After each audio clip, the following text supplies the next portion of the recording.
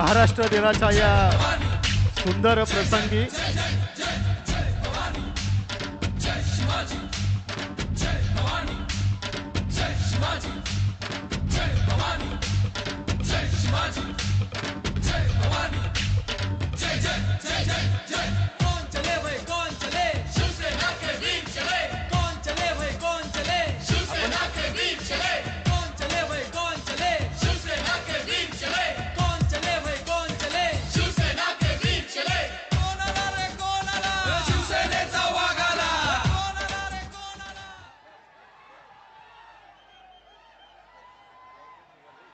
सर्वसामान्य माणसांना स्वाभिमानाने जगण्याची उर्मी आणि तितकी स्फूर्ती देणाऱ्या छत्रपती शिवाजी महाराज यांना हा वंदन, हा अभिमान, हे नतमस्तक. आपण जोरदार पुढे या एकूण कार्यक्रमाच्या निमित्तानं आदरणीय उद्धवजी बाळासाहेब ठाकरे यांच्या शुभ हस्ते प्रतिमा पूजन आणि वंदन झालेलं आहे.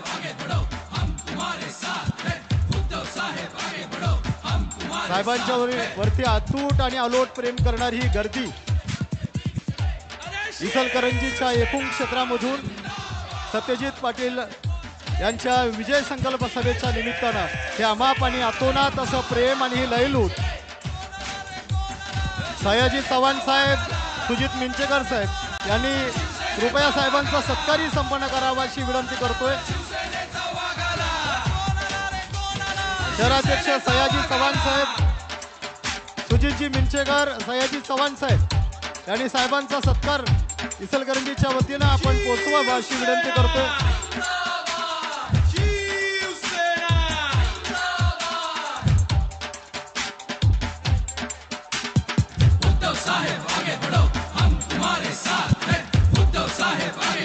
उमेदवार आदरणीय सत्यजित आबा यांचा सत्कार आदरणीय बावस्कर सर करतील. ही विजयाची मशाल संकल्प मेळाव्यामध्ये अब्राम बापू, सयाजी चव्हाण साहेब, आपण साहेबांचा सत्कार संपन्न करावा अशी विनंती करतोय. मंगलाताई चव्हाण आहेत, उल्हासदादा पाटील साहेब आहेत, सर्वच पदाधिकारी, वैभवजी उगळे आहेत, उदय पाटील आहेत, सर्वच मान्यवर आदरणीय साहेबांचा सत्कार आणि आदरणीय बाविस्कर साहेब, उमेदवार आदरणीय सत्यजित बाबासाहेब पाटील सरोडकर साहेबांचा सत्कार. बस बस. मला वाटतं येत्या त्या 7 तारखेनंतर विजयाचा जल्लोष असाच असणार आहे. आपण ज्या माणसासाठी इतक्या प्रेमाने भेटलोय त्या माणसाला आपण अगदी जोरदारपणे टाळ्या देऊयात. आपल्या समोर आहेत आपला उमेदवार, आपला माणूस सत्यजित बाबासाहेब पाटील सरोडकर.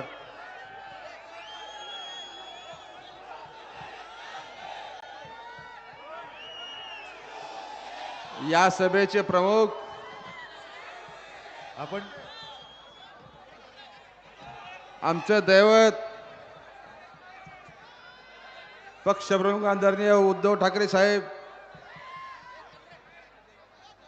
ज्याने आपलं मनोगत व्यक्त करून पुढच्या कार्यक्रमात निघून गेले, ते आदरणीय पवार साहेब, माजी मंत्री जयंत पाटील साहेब, व्यासपीठावर उपस्थित असलेले आमदार मानसिंगराव नाईक भाऊ,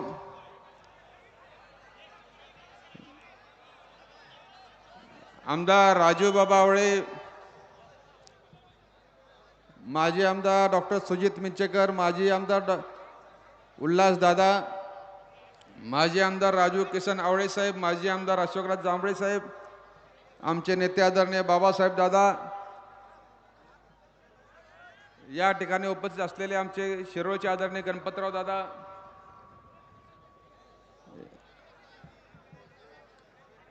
शेका पक्षाचे सन्मान्य आमचे भाई भरत पाटील, व्यासपीठावर उपस्थित सगळे या ठिकाणी सगळ्याच पक्षाचे सर्व सन्मान्य पदाधिकारी मोठ्या संख्येने जमलेल्या ठिकाणी आमच्या या सभेसाठी आलेले या मतदारसंघातले सगळे आमच्या तमाम युवा कार्यकर्ते, ज्येष्ठ कार्यकर्ते, शेतकरी बंधू, आमच्या महिला भगिनी, मित्रांनो, या ठिकाणी पहिल्यांदा तुम्हाला सगळ्यांचे आभार मानतो की आपण या सभेला इतक्या मोठ्या संख्येने उपस्थिती दाखवली.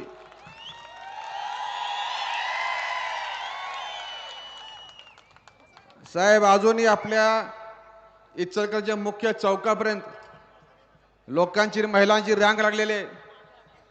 अजूनही त्या लोकांना इथपर्यंत या पोहोचता येत नाही, इथं वाट काढता येत नाही, इतक्या प्रकारची गर्दी आपल्या अखंड शहरामध्ये आहे. आणि आज खऱ्या अर्थानं आपल्या ह्या शहराला अखंड मतदारसंघाला कळालेलं आहे की या ठिकाणी आज दुसरी सभा पण पलीकडे सुरू आहे.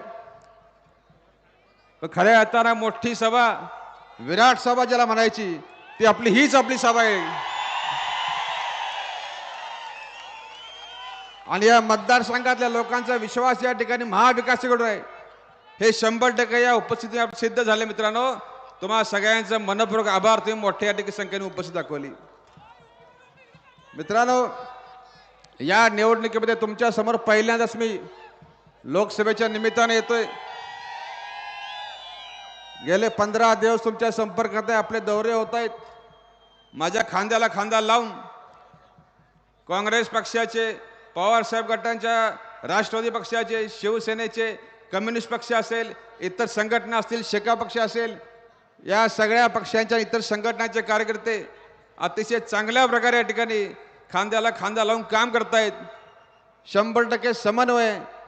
आणि तुम्हाला सगळ्यांचे आभार मानतो की ही महाविकास आघाडी आपण सगळ्यांनी स्वीकारली आणि तळागाळात तुमची ही महाविकास रुजली. त्यावर तुम्हाला सगळ्यांना मी मित्रांनो धन्यवाद देतो.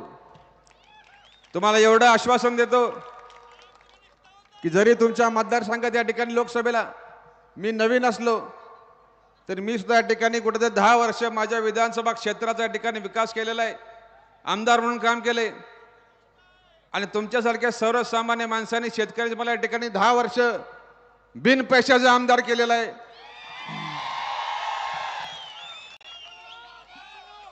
तुम्हाला इथून मागे कशा प्रकारचे अनुभव आले, गेल्या 15 वर्षामध्ये कुठं खासदारांचं अस्तित्व जाणवलं नाही. याविषयी मी काय फारसं बोलत नाही, पण तुम्हाला आवर्जून सांगेन, या मतदारसंघामध्ये जे चांगले खासदार होऊन गेले, आदरणीय दत्ताजीराव कदम साहेब असतील, आदरणीय बाळासाहेब माने साहेब असतील, या लोकांच्या ठिकाणी लोकांना आदर्श मानून यांच्या पावला पाऊल ठेवून या ठिकाणी आपण जनतेची विकास कामं करू. मला संधी दिली तर या ठिकाणी या पुऱ्या मतदारसंघाचा या ठिकाणी काय पळकत असताना आपल्याला तुम्हाला सगळ्यांना विश्वासात घेईन. मित्रांनो, या ठिकाणी माहिती आहे, माझी राजकारण 2 तत्व आहेत. एक म्हणजे आपल्या नेत्याला सोडायचं नाही, गद्दारी करायची नाही, पक्ष सोडायचं नाही. मग तुमचं राजकारण संपलं तरी चालेल, रस्त्यावर आला तरी चालेल, पण नेत्याला सोडायचं नाही. आणि दुसरं तत्व, जी खुर्ची मला या ठिकाणी या जनतेने दिलेली आहे, त्या खुर्चीचा वापर माझ्या विकासासाठी नाही तर तुमच्या विकासासाठी करायचा. एवढी माझी 2 तत्व आहेत. मित्रांनो, काही काळजी करू नका. ह्या सगळ्या मंडळींच्या कुठे प्रतिमेला अजिबात गालबोट लागणार नाही. तुमच्या संपर्कात चांगल्या पद्धतीने राहीन. काही लोकांनी टीका केली, इथून उठायचं आणि सरळला कधी जायचं, काही काळजी करू नका. आपले 6 विधानसभा क्षेत्र आहेत. प्रत्येक तालुक्याच्या ठिकाणी आपलं ऑफिस होईल. मला तुम्ही भेटायला यायची गरज नाही, मी तुमच्या भेटायला येत जाईल. आणि त्यामुळे एवढं लक्षात ठेव, ज्या लोकांनी ह्या मतदारसंघाचं 2दा एकदा प्रतिनिधित्व केलं, त्या ती मंडळी ह्या भागातली होती, पण त्यांना मतदान करताना आम्ही त्या ठिकाणी शाहूवाडी पळणाकरांनी कधी असा विचार केला नाही की तुम्ही लांबचा आहे. मित्रांनो, काही काळजी करू नका. आज तुमच्या शहरामध्ये फिरतोय, मतदारसंघात फिरतोय. इथं मगाशी आपल्याला पाटील साहेबांनी सांगितलं, तुमच्या इचलकरंजीचा पाणी प्रश्न असेल, हा वस्त्रोद्योगाचा प्रश्न असेल, जी काही या ठिकाणी सरकारनं फसवी वीज सवलत दिली तो विषय असेल, जे काही ठिकाणी आपल्या सूत व्यापाऱ्यांच्या अडचणी असतील, ज्या काही आपल्या बाकीच्या कामगारांच्या समस्या असतील, आज योगायोगाने आज या ठिकाणी आपला महाराष्ट्र दिन आहे, आज कामगार दिन पण आज या ठिकाणी आहे. त्या 100% ह्या इचलकरंजी शहरातल्या पाण्याचे बाकीचे सगळे प्रश्न हे चांगल्या प्रकारे सगळ्यांना विश्वासात घेऊन कोणावर अन्याय न करता हे 100% सोडवले जातील. आपण काही काळजी करू नका. मित्रांनो, आपल्या गेल्या 10 वर्षामध्ये या संबंध आपल्या महाराष्ट्राची अवस्था काय झाली, आज ज्यांच्याकडे सत्ता आहे त्यांच्या माध्यमातून शेतकऱ्याचं काय भलं झालं. या शहरातला वस्त्रोद्योग, आपल्या 2-3 जिल्ह्याचा आर्थिक कणा, या वस्त्रनगरीला सरकारकडनं काय मिळालं, हे आमच्या माता भगिनींना काय मिळालं, युवकांना काय मिळालं, कामगारांना काय मिळालं? मित्रांनो, या ठिकाणी आपले सगळे घटक आहेत पूर्णपणे या सरकारनं या 10 वर्षाच्या कामकाजात अजिबात समाधानी नाहीत की आपल्या सगळ्या घटकांचा या सरकारने 100% त्यांना फसवायचं काम केले आणि सरकारचा खरा चेहरा आज अखेर उघड झालेला आहे. मित्रांनो, आज शेतकऱ्याला या ठिकाणी सांगा मला, MSPचा कायदा व्हावा, किमान आधारभूत किमतीचा कायदा व्हावा, यासाठी गेली 10 वर्ष शेतकरी त्या ठिकाणी उत्तरेमधलं आंदोलन करतोय. त्या ठिकाणी या MSPच्या कायद्यामध्ये सगळी पिकं घ्यावी अशी माफक मागणी आहे. आणि हा कायदा जर झाला तर आपल्या शेतकऱ्या ठिकाणी 100% आपल्याला हमी भावाच्या ठिकाणी आपल्याला गॅरंटी मिळणार आहे. पण अशा प्रकारचा चांगला कायदा करायला हे सरकार तयार नाही.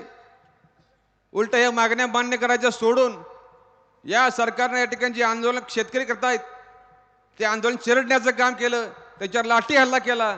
यामध्ये काही आंदोलकांचा या ठिकाणी शेतकऱ्यांचा प्राण सुद्धा गेला. लक्षात ठेवा, हे सरकार शेतकरी विरोधी आहे. खताच्या किमती वाढवल्या, औषधाच्या किमती वाढवल्या, सगळी प्रकारची अनुदान शेतकऱ्याची बंद करून टाकली, कर्जमाफीला आमच्या नकार दिला. असं असताना ठिकाणी इकडे आम्हाला कर्जमाफी नाही म्हणून सांगायची आणि दुसरीकडे मात्र खाजगी उद्योगपतींची लाखो कोटीची कर्जमाफी या सरकारने केलेली आहे. मला सांगा, ह्या कर्जमाफीचा आपल्याला काय फायदा? आज खताचं अनुदानची सबसिडी मिळते, ती मिळते खाजगी कंपन्यांना. आज त्या कंपनीच्या तुंबड्या भरल्या पण खाली मात्र शेतकऱ्याचा किस्सा मोकळा होतोय, रिकाम होतोय. याचं काय? खऱ्या अर्थानं आपल्या शेतकऱ्याचा शत्रू जर असेल तर हे केंद्र सरकारने त्यांची धोरणं आहेत. मित्रांनो, या लोकांना आपली शेती उद्योग आपला उद्ध्वस्त करायचा आहे. लक्षात ठेवा, आपण ह्या लोकांना खऱ्या अर्थानं जर शेतकऱ्याला सोडण्याचे दिवस आणायचे असतील तर हे सरकार आपण ह्या खेपेला बदललंच पाहिजे. आपला कुठं पर्याय उडत नाही. मित्रांनो, आमच्या जाहीरनाम्यामध्ये तो उल्लेख केलेला आहे महाविकास आघाडीच्या. MSPला या ठिकाणी आम्ही सगळ्या पिकांना MSPच्या कायद्याखाली आणू असं या ठिकाणी वचन आहे. मित्रांनो, लक्षात ठेवा, या सरकारच्या माध्यमातून फक्त शेतकरीच नाही, आज तुमच्या शहरातला या शहरातला वस्त्रोद्योग असेल, छोटा यंत्रमाग धारक असेल, हा सुद्धा त्रस्त आहे. सगळ्या प्रकारची अनुदान वस्तुउद्योगाची तुमची टफची योजना असेल, आज ती बंद करून टाकलेली आहे. आज नवीन उद्योग टाकायचं म्हटलं, यंत्रमाग टाकायचे म्हटले तर त्या ठिकाणी आपल्याला भांडवल मिळत नाही, आपल्याला ते परवडत नाही. या ठिकाणी आपली या मागच्या सरकारनं इलेक्शन लागण्याच्या पूर्वी जी फसवी 20 सवलत जाहीर केली 27 HP वरती आणि त्याच्या खालची, या ठिकाणी त्या GRला मित्रांनो काही अर्थ राहत नाही. त्या GRच्या माध्यमातून एकाही यंत्रमाग धारकाला ती 20 सवलत मिळालेली नाही. अशा प्रकारचे फसवे उद्योग सरकार करते, इलेक्शनच्या तोंडावर या ठिकाणी काहीतरी जुमले करते आणि त्या माध्यमातून आज पूर्णपणे आपल्या ह्या इचलकरंजी शहरामधले हा आपला वस्त्रोद्योग 100% अडचण दिलाय. लक्षात ठेवा, जर आपला वस्त्रोद्योग वाचला, यंत्रमाग धारक वाचला तर जर आपला शहर आणि अखंड 2-3 जिल्हे वाचतील. हा जर उद्योग कोलमडला, जर डबघाईला आला तर या ठिकाणी हजारो नाही लाखो लोक या ठिकाणी पूर्णपणे आज त्याच्या हाताला काम मिळणार नाही. आज लोकांची या ठिकाणी पोटं चालतात त्याच्यावरती. काही आपले संसार थाटलेले आहेत, बेरोजगारी इतक्या प्रचंड प्रमाणात वाढेल. पूर्ण आपल्या ह्या शहरामध्येच नव्हे तर 2-3 जिल्ह्यात या ठिकाणी हा आकार माझ्या लक्षात ठेवा. त्यामुळे वस्तूच्या माध्यमातून गेल्या 15 वर्षामध्ये सांगावं, यातल्या कुठल्या खासदार मंडळींनी कुठं प्रश्न मांडले? जे स्वतःला इथलं जवळचं म्हणतात, आम्ही जवळचं आहे म्हणतात, यांनी या वस्त्रनगरीमधल्या या प्रश्नामध्ये लक्ष घातलं का? बैठका घेतल्या का? तर बैठका घेतल्या असत्या तर अशा या ठिकाणी बोर्ड लोकांनी उभे केले नसते. आज या बोर्डांच्या माध्यमातून सगळं लक्षात येते आपल्याला. मित्रांनो, लक्षात ठेवा, ज्या लोकांना कामच करायचं नाही त्यांनी संधी मागायचं कारण तरी काय? झाले 10 वर्ष झाली, एकाची 5 वर्ष झाली. एकाला तर आमच्या उद्धव साहेबांनी 21 दिवसामध्ये खासदार केलं. 21 दिवसामध्ये. तुम्ही सगळे त्यामध्ये, आम्ही त्यामध्ये आहोत. एका रुपयाची अपेक्षा न करता, कसलाही स्वार्थ नव्हता, या तरुण पोरांनी या महिलांनी त्या उमेदवारासाठी जीवाचं रान केलं. पण या ठिकाणी बघितलं गेल्या 5 वर्षामध्ये तुमच्या बदलात काय पडलं, आमच्या बदलात काय पडलं, हा जरा विचार केला पाहिजे. अरे राहू दे, कामं करायचं राहू दे, किमान आमच्या पक्षात राहिला असता, आमच्या नेत्यासंघ राहिला असता तरी आम्ही समाधान मांडलं असतं. आज या भारतीय जनता पक्षाच्या पक्ष फोडाफोडीच्या राजकारणाला, पक्षाच्या फोडाफोडीच्या राजकारणाला आज संबंधपणे बघितलं, देशामध्ये यांची सत्ता आणण्यासाठी सर्रास हे डॉक्टर बाबासाहेब आंबेडकरांनी लिहिलेल्या संविधानाची पायमल्ली करतात. आज आमचा पक्ष फोडला, 40 गद्दार गेले, 13 खासदार गद्दार गेले, पण त्यांनी लक्षात ठेव, त्या निवडणूक आयोगाला सांगेन, त्या विधानसभेच्या अध्यक्षाला सांगेन की फुटणारे गेले या ठिकाणी मूठभर आहेत, पण त्यांना निवडून देणारी ही लाखो आहेत. आणि ही सगळी उद्धव ठाकरे साहेबांच्या बरोबर आहेत. राष्ट्रवादी पक्षाचे फुटून गेलेले आहेत, त्याने लक्षात ठेव, जाणारे किती आहेत आणि निवडून देणारे किती आहेत याचा हिशोब करावा. लक्षात ठेवा, या ठिकाणी लोकशाहीमध्ये निवडून देणाऱ्याला महत्व असतं, निवडून येणारा एकटा असतो, पण निवडून देणारे लाखो असतात. आणि या सगळ्या गोष्टीचा या आयोगाने विचार केला नाही, अध्यक्षाने विधानसभेचा विचार केला नाही. मित्रांनो, उद्धव साहेबांनी सांगितलं होतं आपल्याला की आता सगळं या ठिकाणी थांबलेलं आहे, निवडणूक आहे आपल्या उलटा आहे, अध्यक्षाने उलटा निकाल दिलाय. आता फक्त एकच पर्याय, आता साहेब म्हटले की आम्ही जनतेच्या कोर्टात जाणार, आणि आज ती वेळ आलेली आहे. आज जनतेच्या कोर्टामध्ये आदरणीय उद्धव ठाकरे साहेब आलेले आहेत, पवार साहेब आलेले आहेत. आज तुमच्या सगळ्या जनतेच्या कोर्टामध्ये मला तुम्हाला हात जोडून विनंती करायची आहे की मित्रांनो, या ठिकाणी असा निकाल हवा की सगळ्या जगाला कळावं, खरी शिवसेना उद्धव साहेबांचीच आहे, खरी राष्ट्रवादी पवार साहेबांचीच आहे. अशा प्रकारचा निकाल लावा, या महाविकासाला विजय करा. मित्रांनो, मी तुमचा अधिक वेळ घेणार नाही, आपल्याला साहेबांना ऐकायचं आहे, साहेबांना पुढच्या सभेला जायचं आहे. मित्रांनो, या खेपेला ही इलेक्शन निर्णायक आहे, ऐतिहासिक आहे. आज या ठिकाणी आपल्याला डॉक्टर बाबासाहेब आंबेडकर लिहिलेलं संविधान हे आपल्याला वाचवायचं आहे, त्यासाठी मतदान करायचं आहे. लोकशाही वाचवण्यासाठी मतदान करायचं आहे, महिलांच्या रक्षणासाठी आपल्याला मतदान करायचं आहे, शेतकऱ्याला चांगलं आणण्यासाठी आपल्याला मतदान करायचं आहे. मित्रांनो, आपला अधिक वेळ घेणार नाही, मी तुम्हाला एवढंच सांगेन की आता उरलेले 4-5 दिवस आहेत. आता पैशाची बंडल बाहेर पडलेले आहेत, मताला 400-500 रुपये द्यायचे सुरू आहेत. या ठिकाणी पैशाची आमिष दाखवतात. काही ठिकाणी आमच्या नेते मंडळींना धमक्यांचे फोन येतात, माझ्याशी गाठ आहे, तुला बघून घेईन, अशा प्रकारचे धमक्या येतात. पण त्यांना मी एकच सांगेन की या ठिकाणी या कोल्हापूर जिल्ह्यामध्ये अशा प्रकारची धमकीची भाषा कुठल्या बाहेरच्याने करू नये. हा स्वाभिमानी कोल्हापूर जिल्हा आहे, तुम्ही ज्या भाषेत बोलता अगदी त्याच भाषेत ही सगळी जनता सगळेतर उत्तर द्यायला समर्थ आहे. मित्रांनो, लक्षात ठेवा, ह्यांना लोकशाही मोडीत काढायची आहे. तुम्हाला हात जोडून विनंती आहे की या केपेला या लोकांना आपण नेस्तनाबूत केल्याशिवाय आपल्या देशातली लोकशाही वाचत नाही, आंबेडकर साहेबांचं संविधान वाचत नाही. तर मी तुमचा अधिक वेळ न घेता, तुम्ही मोठ्या संख्येने या ठिकाणी आला. उद्धव साहेबांच्या तुम्ही या ठिकाणी प्रेमाखातर, पवार साहेबांच्या प्रेमाखातर, राहुल गांधीच्या प्रेमाखातर आपण इथं आला. तुम्हाला सगळ्यांना मी या ठिकाणी मनापासून आभार मानतो. आणि आपल्या ह्या महाविकास आघाडीची मशाल ही तुम्ही घराघरात पोहोचवली तर आहेच, तर उद्याच्या काळामध्ये या महाविकास आघाडीची मशाल या ठिकाणी प्रत्येकाच्या मनात पेटवण्याचं काम करा. धन्यवाद. जय हिंद, जय महाराष्ट्र. खरं तर अखंडपणे गेले कित्येक तास सुरू असणाऱ्या या सगळ्या संकल्प सभेच्या निमित्तानं आपल्यासमोर अनेक मान्यवरांनी आणि उमेदवारांनी आपलं मत मांडलं.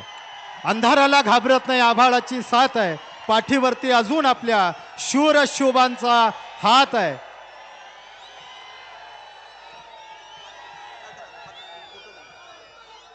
छत्रपती शिवाजी महाराज की, डॉक्टर बाबासाहेब आंबेडकरांचा, छत्रपती शिवाजी महाराज की जय. भवानी, जय भवानी, हर हर हर हर.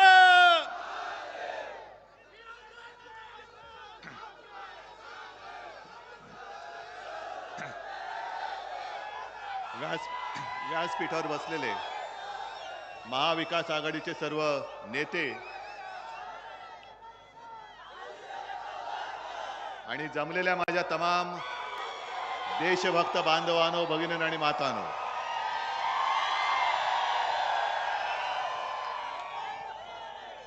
मगाशी मशाल प्रज्वलित केली पण खऱ्या मशाली माझ्या समोर बसलेल्या आहेत.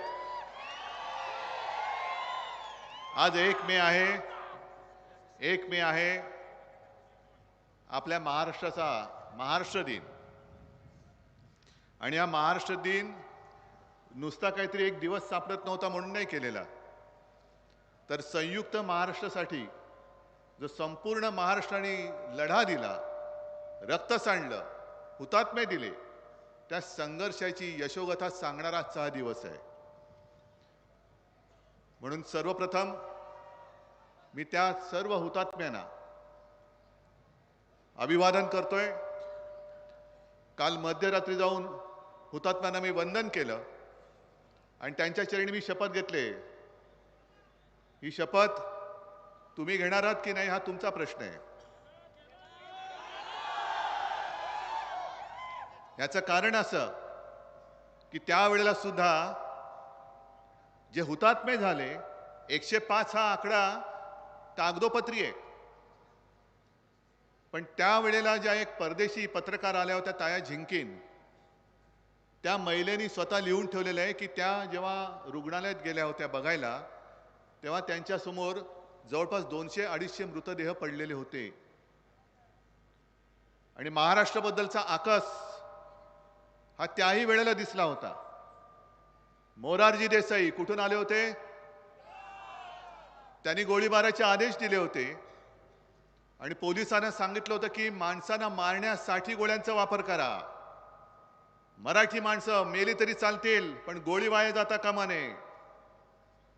हा आकस तेव्हापासूनच आहे. अगदी आपल्या छत्रपती शिवाजी महाराजांनी सुरत लुटली होती, इंग्रजांची वखार. आता सुरतेचे 2 जण महाराष्ट्र लुटतायत.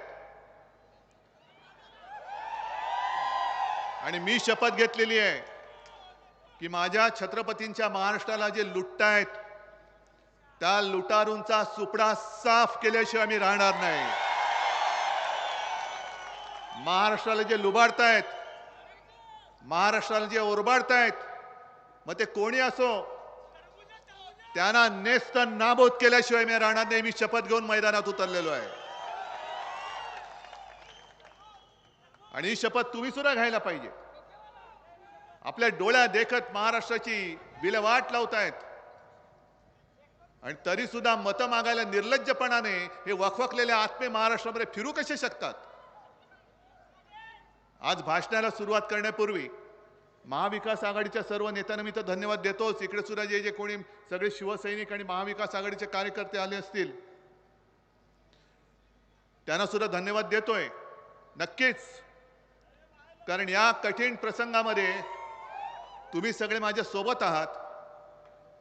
विशेष म्हणजे सत्यजित, सुजित, उल्हासदादा, तुम्हाला मी खास धन्यवाद देतोय.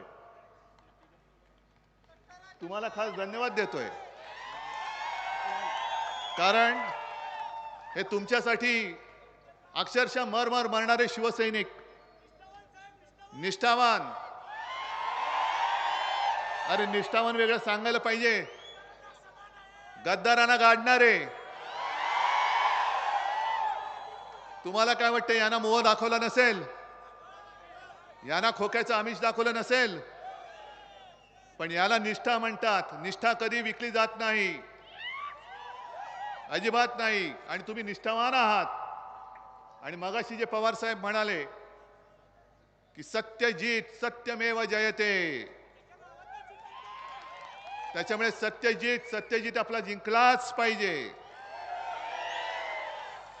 आणि तुम्हाला खरं म्हणजे मी तुमची माफी मागितली पाहिजे आणि मागतोच. कारण गेल्या वेळेला मीच आलो होतो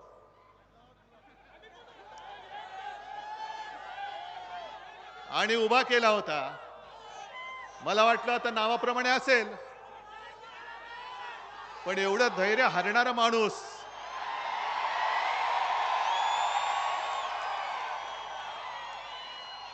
मी नव्हता पाहिला.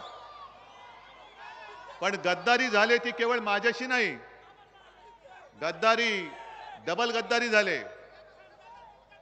कारण हा तर खोकेबाज निघालाच, पण ज्या मोदी सरकारसाठी, मोदींसाठी आपण मतं मागितली होती, मी मागितली होती, म्हणून मी माफी मागतोय.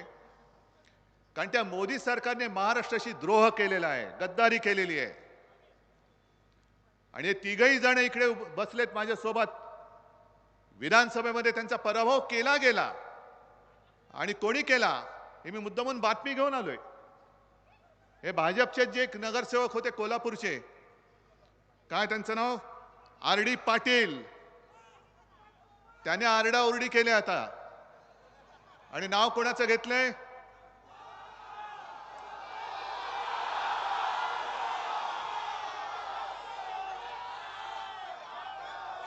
आहे ना लक्षात?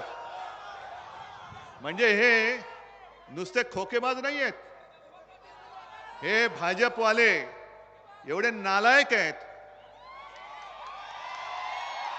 अरे जेव्हा तुमच्यासाठी आम्ही मतं मागत होतो, मी अनेकदा बोललोय आणि ते खरं आहे की संपूर्ण देशात शिवसेना आणि भारतीय जनता पक्ष कोणी त्यांना जवळ घ्यायला तयार नव्हते. पण शिवसेनेने तुम्हाला खांद्यावरती बसून महाराष्ट्र दाखवला, नाही तर तुम्हाला खांदा द्यायला आज माणूस महाराष्ट्रात दिसला नसता. पण तुमची निवडणूक असल्यानंतर तुम्ही माझ्या शिवसैनिकांचा वापर करून घेतलात. आणि माझी निवडणूक असल्यानंतर, शिवसैनिकांची निवडणूक असल्यानंतर हे पाडापाडीचे धंदे केले. याचा मी सूड घ्यायला आलेलो आहे. मी सूड घेणार, तुम्ही सुद्धा सूड घेतला पाहिजे. तुम्ही तुमचं सगळं सोनं करून घेतलं असं तुम्हाला वाटलं असेल, पण संपूर्ण महाराष्ट्र तुमच्याकडे बघतोय. आणि जसा तो धृतराष्ट्र होता की कौरव काय करतात त्यांना कळत नव्हतं, तसा हा धृतराष्ट्र नाही, हा छत्रपती शिवाजी महाराजांचा महाराष्ट्र आहे. आणि तो कौरवांच्या बाजूला राहणार नाही, तो सत्याच्या बाजूलाच राहणार आहे. आज सगळीकडे जे मोदी फिरतायत, नकली सेना, नकली सेना, ही बघा ना काय ती सेना, कुठे कुठे जाल तिकडे सेनाच सेना दिसते. पण हे ते जे बोलतायत, हेच तर त्यांचं उद्दिष्ट आहे. हेच तर त्यांचं उद्दिष्ट आहे. तुम्ही मला सांगा की सर्वोच्च न्यायालयाने इथल्या या लवादाचं कानपट फोडलेलं आहे. अगदी मला गादीवरून खाली खेचलं, स्वतः बसले उडी मारून. त्यांची सगळी पोरं टोरं चालतात, कोण मंत्री होतंय, कोण आमदार होतंय. पण शिवसेना प्रमुखांचा पुत्र बसला, तू नाही बसायचं, तू खाली बस म्हणून ज्या घराण्याने सगळं काही यांना दिलं त्याला तुम्ही खाली खेचलात. गद्दारी तर केलीच. पण सर्वोच्च न्यायालयाने जे सांगितलं की हे गद्दार आहेतच, पण या गद्दारांचे बाप जे दोघ जण दिल्लीत बसलेत ते सुद्धा महाराष्ट्राचे गद्दार आहेत. कारण सर्वोच्च न्यायालयाने जे निरीक्षण नोंदवलेलं आहे त्यांनी सांगितलं की इथल्या राज्यपालांनी चुकीचं काम केलेलं आहे. मी राज्यपाल त्यांना कधी मानलंच नाही, मी त्यांना कोश्यारी म्हणूनच म्हणतो, कारण राज्यपालांचा मी अपमान करू इच्छित नाही, ते घटनात्मक पद आहे. पण घटनात्मक पद म्हटल्यानंतर त्या पदाचा अपमान होऊ न देणं हे त्या खुर्चीवरती बसलेल्या माणसाने सुद्धा बघायला पाहिजे होतं. पण जसा दिल्लीवरनं त्यांच्या मालकाने यांना फोन करून सांगितलं त्याप्रमाणे तो कोश्यारी वागले. ते आपलं सरकार बरखास्त करण्यासाठी त्यांनी विधानसभेचं अधिवेशन बोलवलं. मग कोर्टामध्ये आपण गेलो, मग लवाद नेमला गेला. लवाद यांचा कोण, चमचाच, तो नार्वेकर. आणि कोर्टाने सांगितलं की विधानसभेच्या लोकप्रतिनिधींच्या संख्येवरनं पक्ष कोणाचा ठरवता येत नाही. हा बघा माझा पक्ष माझ्या समोर बसलेला आहे. अजूनही सर्वोच्च न्यायालयाने निकाल दिलेला नाही. निवडणूक आयोग ह्यांचा घरगडी, लवाद ह्यांचा घरगडी. त्यांनी जे सांगितलं त्याच्याप्रमाणे त्यांनी निकाल देऊन टाकला. पण जेव्हा आता काही काळ असलेले पंतप्रधान मोदी म्हणतात की नकली सेना आहे, म्हणजे सर्वोच्च न्यायालयावरती मोदी दडपण आणतात, दबाव आणतात, असा माझा जाहीर आरोप आहे. म्हणजे सर्वोच्च न्यायालयाने काय निकाल द्यायला पाहिजे हे मोदी सांगणार असतील तर हुकुमशाही म्हणतात ती यालाच म्हणतात. आणि सर्वोच्च न्यायालयाने मी जाहीर विनंती करतोय की तुम्ही अजून निकाल दिलेला नाहीत. तुम्ही वेळोवेळी हे कसं चुकलेलं आहे हे सांगितलेलं आहे. असं असून सुद्धा जेव्हा पंतप्रधान पदावरती बसलेला दुर्दैवाने एक माणूस माझ्या पक्षाला नकली सेना म्हणतो म्हणजे हा तुमच्यावरती दडपण आणतोय, दबाव आणतोय. तुम्ही या महाशना वेळेत आवरा. हे दबाव आणण्याचं राजकारण आहे. मधल्या काळामध्ये न्याय व्यवस्था हातात घेत होते किरण रिजिजू होते तेव्हा.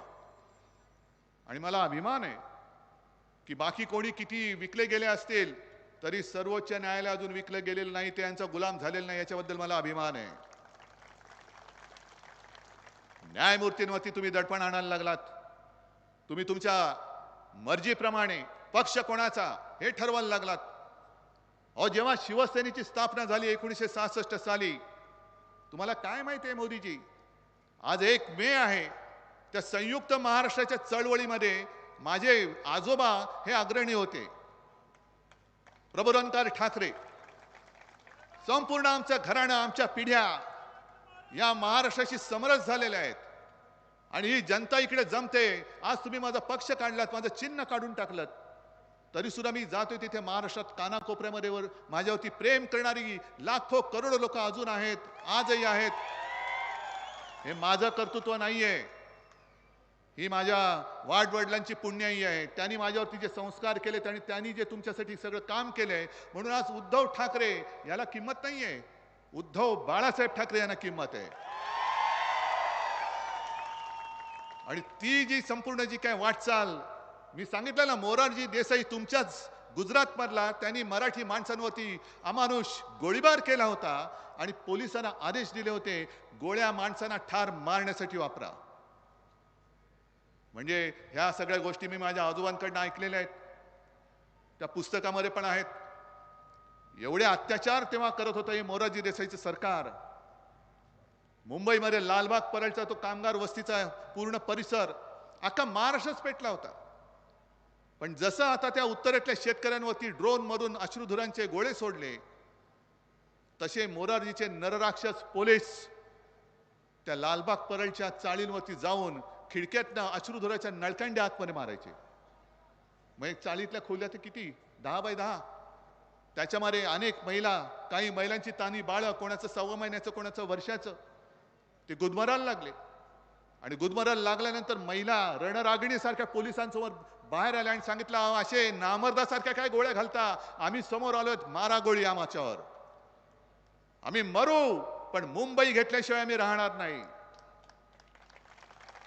अशा एका त्वेषाने आणि चिडीतनंही मुंबई घेतली आपण. आणि ती मुंबई हे 2 ढोकळेबाज तिचं महत्व मारायला निघाले.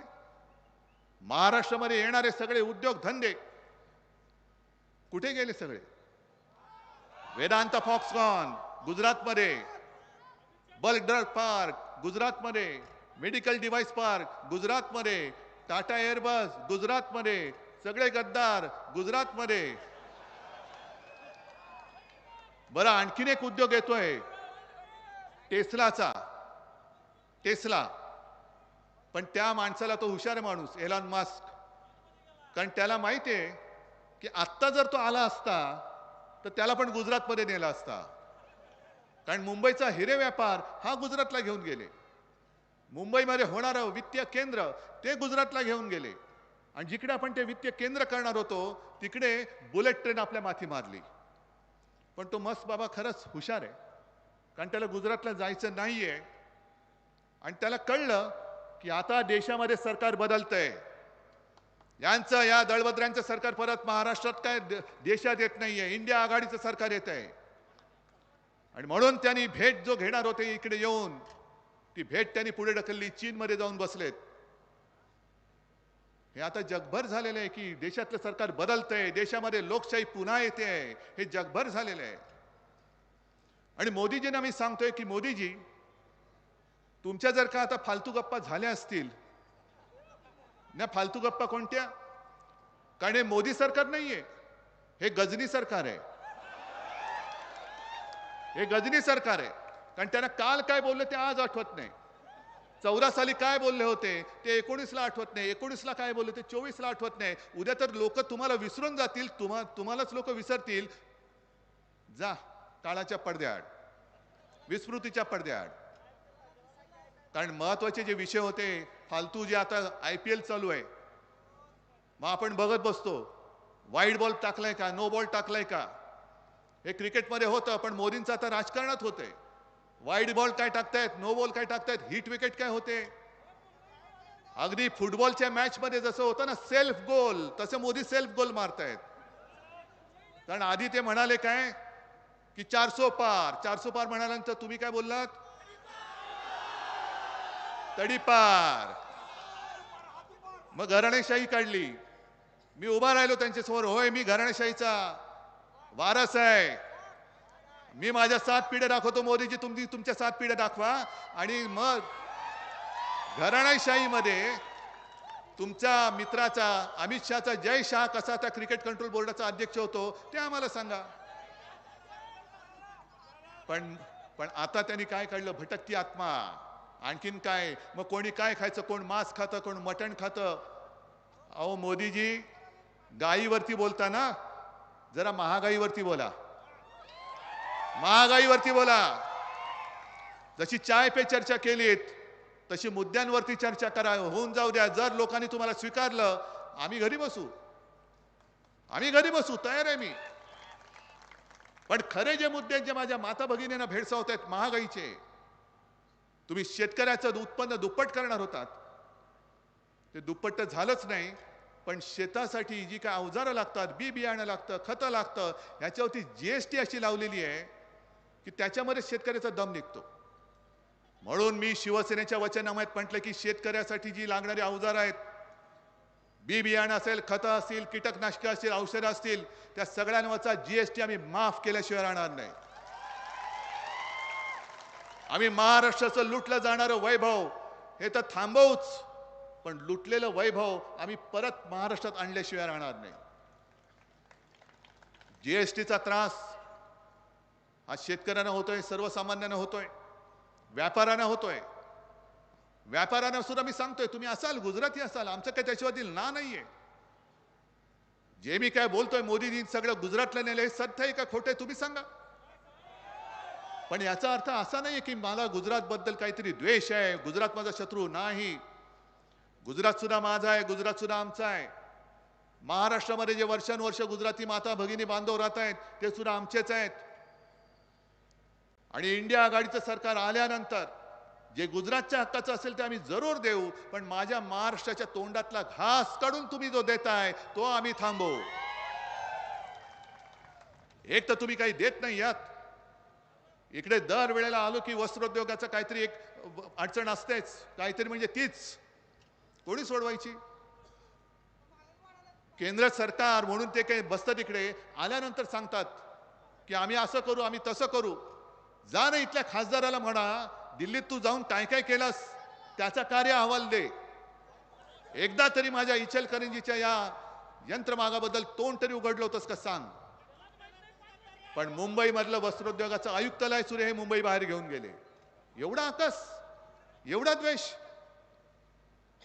शेतकऱ्याचं तुम्ही काय स्वतःला समजता कोण. मी आज पेपरमध्ये वाचलं की इथे ऊस उत्पादक शेतकरी मोठा आहे, आम्ही FRP दिला, अमुक हे दिलं ते दिलं. अहो मग गेल्या वर्षी तुम्ही त्या इथेनॉलला बंदी का केली होती. ऊसापासून, ऊसाच्या रसापासून जो इथेनॉल बनतो त्याला बंदी करून तुम्ही कोणाच्या खिशात कोणाचा इथेनॉल म्हणून पर्याय कोणाचा विकून देणार होतात. मादी निर्णय घेतलात का आणि मागे का घेतलात. तुम्ही शेतकऱ्याला हमीभाव देऊ म्हणालात होते, आज आम्ही म्हणतोय की आम्ही हमीभाव देणार. एवढंच नाही तर मी महाराष्ट्रामध्ये जेव्हा फिरतोय, संपूर्ण विदर्भ झाला, मराठवाड्यामध्ये परत अजून निवडणुका आहेत, जळगावमध्ये जाणार आहे, रायगड आहे, सगळीकडेच आहे. पण शेतकरी अर्धा कुठे मरतो. जसं कापूस उत्पादक आहे, कापसाचं उत्पादन काढतो, पण कापूस साठवून ठेवायला त्याला जागाच उरत नाही. आणि एका शेतकऱ्याची माझ्याकडे प्रतिक्रिया आली जळगावच्या. तो म्हणाला कापूस ठेवायला जागा नाही, संपूर्ण अंग खाजायला लागलं, आम्ही करू काय. त्या सर्व शेतकऱ्यांना आम्ही गोदाम निर्माण करून देऊ. गोदाम ठेव दादा, तुझा माल तुला घरी ठेवायला जागा नाही ना, तुझ्या नावाने या गोदामात ठेव, जेव्हा तुला विकायचं तेव्हा तू विक. शीतगृह बांधून देऊ. आणि मोदीजी तुम्ही आज जे सगळीकडे म्हणताय शेतकरी शेतकरी, मग ते काळे कायदे का आणले होते तुम्ही. का त्याच्याबद्दल तिथल्या उत्तरेतल्या शेतकऱ्यांनी रस्त्यावरून आंदोलन केलं होतं? का तिथल्या शेतकऱ्यांना तुम्ही 7-8 महिने हे उन्हातान्हात पावसात थंडीमध्ये तसंच ठेवलं होतं आणि त्याच्यामध्ये जवळपास 700 शेतकरी हे तडफडून गेले? इकडे भटकता आत्मा शोधण्यापेक्षा त्यांच्या आत्म्यांना काय वाटत असेल त्याचा पहिला विचार करा. आज माझ्या शेतकऱ्याचं उत्पन्न तुम्ही दुप्पट नाही केलं, पण ती काय ती सन्मान योजना 6-6 हजार रुपये शेतकऱ्यांना इकडे मिळालेत. कोणाला नाही, काही जणांना मिळालेत, जरूर मिळालेत. पण हे सगळं मी तुमच्याकडनं शिकतोय. तो शेतकरी काय सांगतो की तुम्ही आता खतावरती त्यांनी जीएसटी 5% केला, त्याच्या आधी किती होता? 18%. मग तो काय म्हणाला की आम्हाला शेतकऱ्याला 1 लाखाचं खत जर लागलं, 1 लाखावरती 18% म्हणजे किती गेले? 18,000. तुम्ही देता किती? मग 12,000 माझे तुझ्याकडे, ते कधी देतोयस? मग हे खताचं झालं, औषधांचं झालं, शेतीची अवजार आहेत, पंप आहे, मोटर, सगळंच त्याच्यावरती जीएसटी एवढा लावून ठेवलाय. अहो, शेततळ्यासाठी जे प्लास्टिक लागतं त्याच्यावरती पण जीएसटी आहे. आता तर काही शेतकरी एवढ्या चिंतेत पडलेत की साहेब आम्हाला भीती वाटते. आम्ही यांच्या विरोधात का आहोत? कारण आम्हाला भीती वाटते की हे शेतकऱ्यांना सुद्धा इन्कम टॅक्स लावतील. लावू शकतात, लावू शकतात. कारण ज्या पद्धतीने यांचं सरकार चाललेलं आहे. अहो, यवतमाळमध्ये मी गेलो होतो. यवतमाळमध्ये दाभाडी नावाचं एक गाव आहे. तिथे 14 साली आपले मोदीजी आले होते आणि चाय पे चर्चा. मग त्यांनी सांगितलं इकडे मी कापसासाठी एक बाजारपेठ निर्माण करून देईन, आणखीन महिलांसाठी हे करून देईन, आणखीन ते करून देईन. सगळे फसले. तेव्हा आपण सुद्धा त्यांच्याबरोबर होतो. दिली मतं दणादणा. आणि मतं दिल्यानंतर जेव्हा शेतकऱ्यांनी पत्र लिहायला सुरुवात केली प्रधानमंत्री कार्यालयात, उत्तर नाही. प्रधानमंत्र्यांची भेट घेण्याचा प्रयत्न केला, नो एंट्री. एवढंच नाही तर प्रधानमंत्र्यांची सभा ज्या वेळेला त्यांच्या गावात होती त्या सर्व शेतकऱ्यांना पोलिसांकडनं एका बाजूला डांबून ठेवलं होतं. हा असा डांबरटपणा तुम्हाला चालेल? हीच तर हुकुमशाही आहे. आणि जे शेतकरी आता दिल्लीला चालले होते, कशासाठी चालले होते? का तुमच्या खुर्चीवरती बसायला चालले होते? का तुमची खुर्ची पळवायला चालले होते? खुर्ची तर तुमची खेचलीच आहे म्हणा, ती खेचणारच आहोत आम्ही. पण जे सरकार शेतकऱ्याला दिल्लीत येऊ देत नाही त्या सरकारला तुम्ही आता दिल्लीत येऊ द्यायचं नाही. तुम्ही शेतकरी बनून मतदान केलं पाहिजे. तुम्ही नागरिक म्हणून मतदान केलं पाहिजे. आणि सत्यजित, तुम्ही जे बोललात घटनेबद्दल हे खरंच आहे. कारण मी मुद्दामून काही बातम्याच घेऊन आलेलो आहे. इकडे त्यांचे काही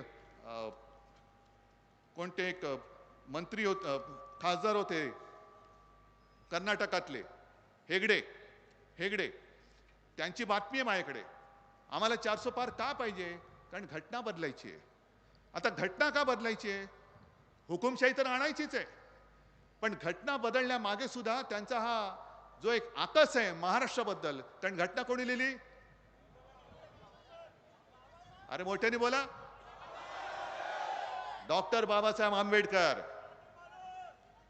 महाराष्ट्राचा सुपुत्र. आणि तो सुद्धा एका दलित कुटुंबात जन्मलेला माणूस हा माझ्यापेक्षा जास्त बुद्धिमान होऊ शकतो. हे कसं काय? दलित कुटुंबात जन्मलेला माणूस हा माझ्या देशाची घटना लिहू शकतो. हे कसं काय?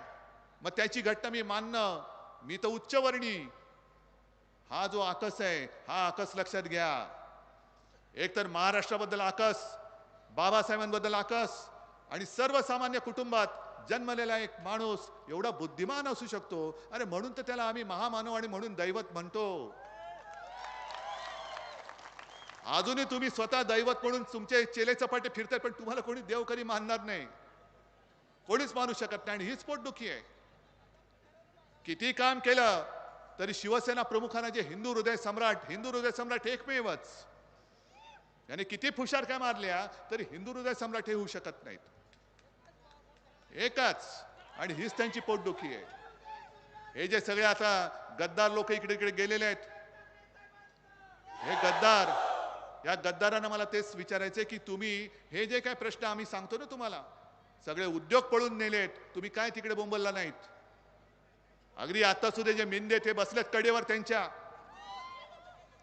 त्यांना सुद्धा मला विचारायचंय, मी बाळासाहेबांचे विचार सोडले का? मी हिंदुत्व सोडलं का? अरे आपल्या मशाल गीतामधलं जी एक तुम्ही घोषणा देता, कोणती? जोरात पुढची बोला ना, जय भवानी जय शिवाजी. हा जय भवानी जय शिवाजी आमचा आत्मा आहे आणि हा भटकता आत्मा नाहीये, महाराष्ट्राच्या मातीत जन्माला आलेला आत्मा आहे.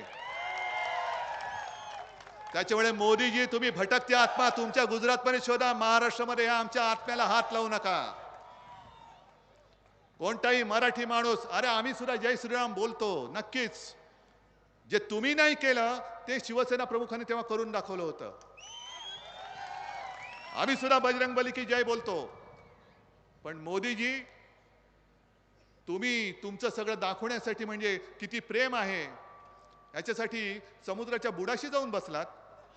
हा, पण माझ्या तुळजा मातेच्या दर्शनाला मंदिरात नाही जाऊ शकलात अजून.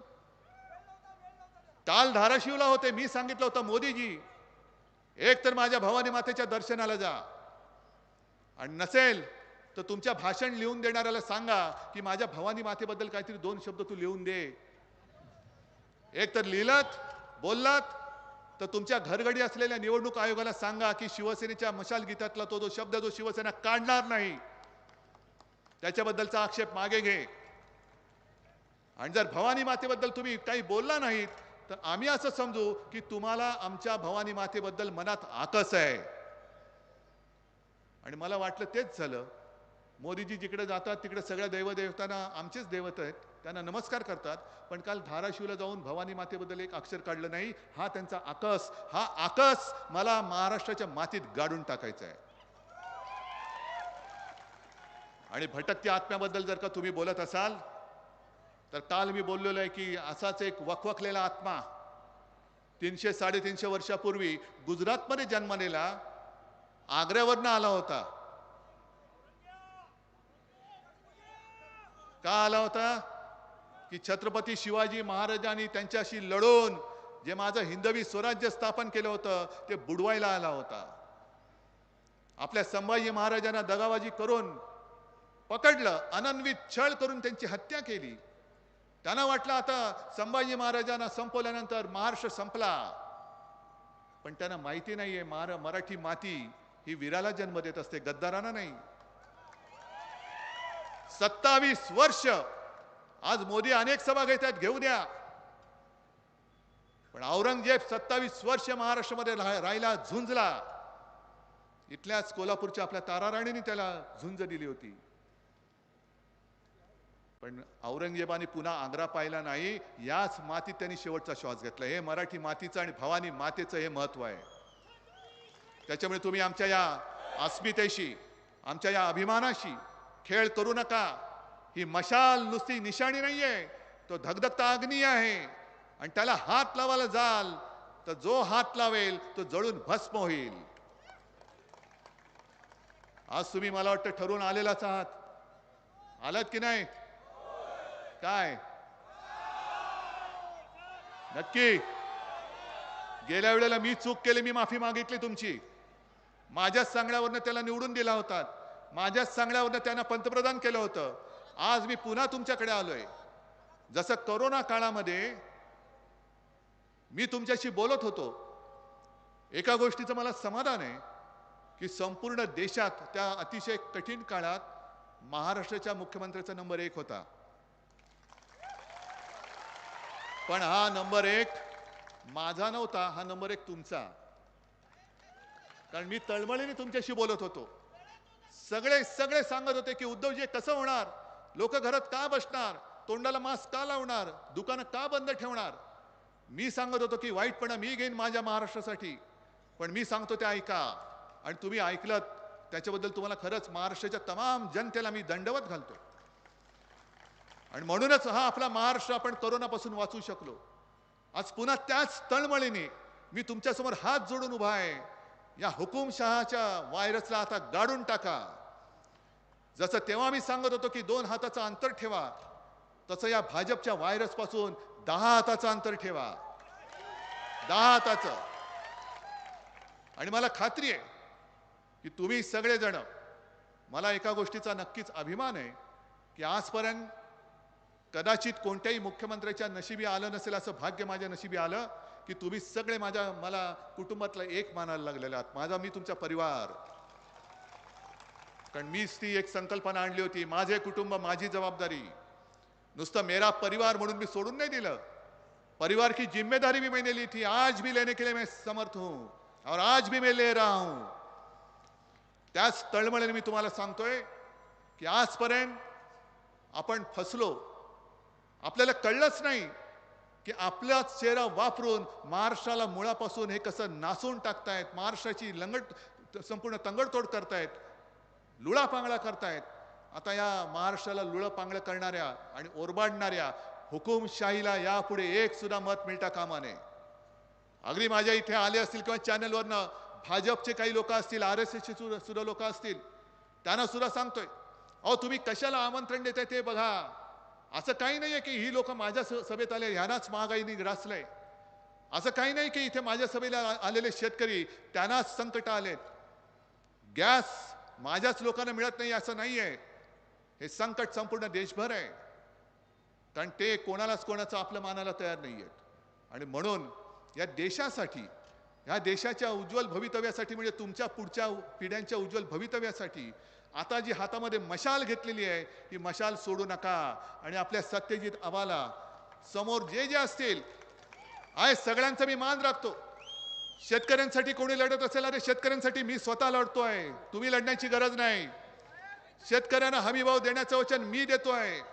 शेतकऱ्यांना कर्जमुक्त मी केलं होतं आणि पुन्हा सत्ता आली तर परत करून दाखवेन. शेतकऱ्यांची जबाबदारी मी घेतोय. त्याच्यामुळे शेतकऱ्यांच्या मतांची विभागणी होऊ देऊ नका. हुकुमशाही विरोधातल्या मतांची विभागणी होऊ देऊ नका. आणि गद्दाराला तर एक सुद्धा मत देऊ नका. इकडनं फक्त आणि फक्त आपला सत्यजित आवाज प्रचंड बहुमताने त्याला विजयी करा आणि आपल्या हक्काचा खासदार पुन्हा एकदा लोकसभेत पाठवा.